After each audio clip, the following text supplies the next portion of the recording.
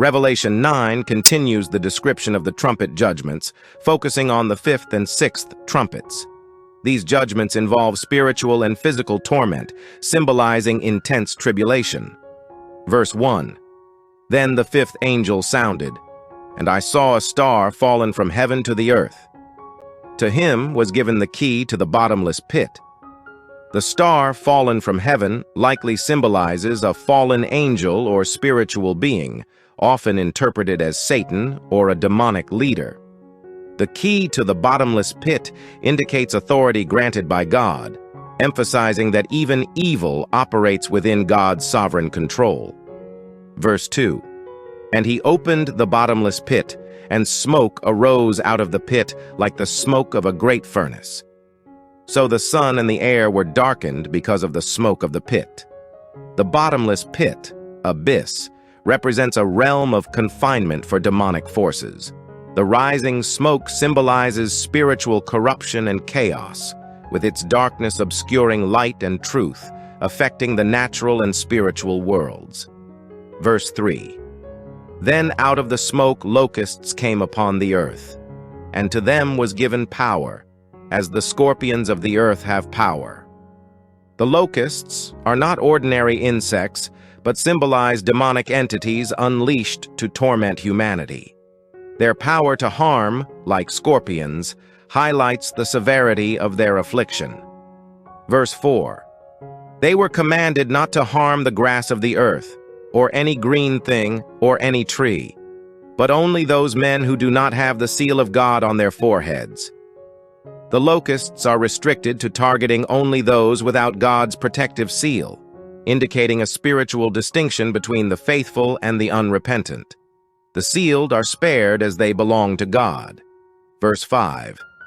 And they were not given authority to kill them, but to torment them for 5 months. Their torment was like the torment of a scorpion when it strikes a man.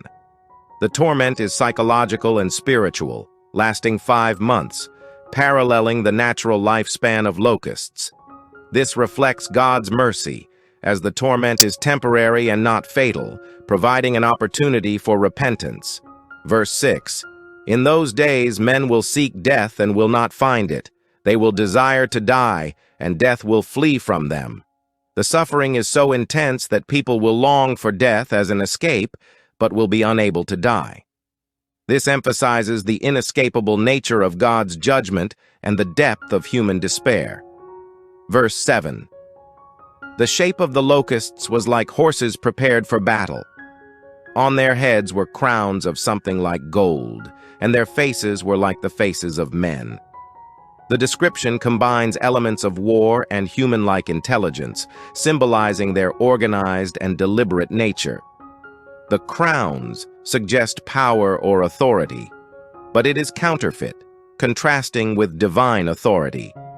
Verse 8. They had hair like women's hair, and their teeth were like lions' teeth.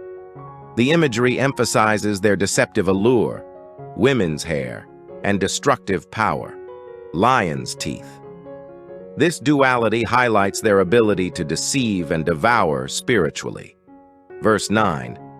And they had breastplates like breastplates of iron, and the sound of their wings was like the sound of chariots with many horses running into battle. The breastplates signify invulnerability, making them impervious to human resistance. The sound of their wings indicates their overwhelming and relentless nature. Verse 10. They had tails like scorpions, and there were stings in their tails. Their power was to hurt men 5 months. The scorpion tails reinforce their ability to cause pain and suffering. The 5-month limitation again points to the controlled and finite nature of this judgment. Verse 11. And they had as king over them the angel of the bottomless pit, whose name in Hebrew is Abaddon, but in Greek he has the name Apollyon. Abaddon and Apollyon mean destroyer, identifying the leader of the demonic forces. This emphasizes their destructive mission under the sovereignty of God.